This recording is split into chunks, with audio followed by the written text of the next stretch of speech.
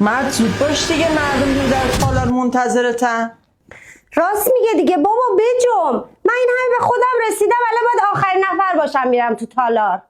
الان حاضر میشم دیگه، اینقدر آدم هول نکنید. امشب شب دامادی داداشمه. داداش امشب میخوام تو عروسی اینجوری برقصم. یه بغل به داداش نمیدی؟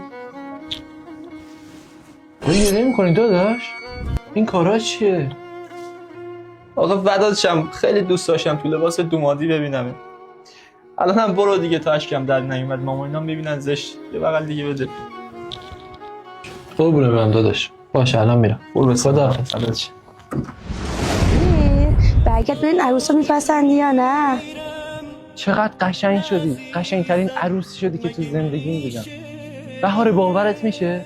من و تو بالاخره به هم رسیدیم. امشب عروسیمونه.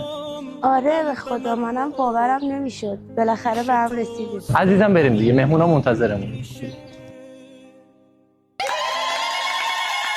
بتره که چشم ماشاءالله، قربونت برم خدا. امروز روز عروسی پسرمه، خوشبختشون کن، در پناه خودت نگهشون دار.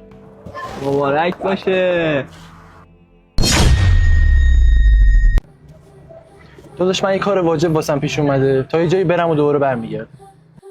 پسر کجا داری میری؟ شب عروسیت، از شب عروسیت مگه واجبتر کاری هست؟ داداش یه کار واجبه، باید برم.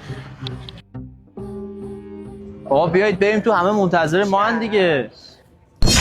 وای مامان، آبرو حیثیتمون رفت پیش مهمونا، پس این امیر کو؟ خاک بر سرم، نکنه اتفاقی برای بچه‌م افتاده خدایی نکرده. دایی من امیر کو؟ چرا نیومد؟ دیر کرده.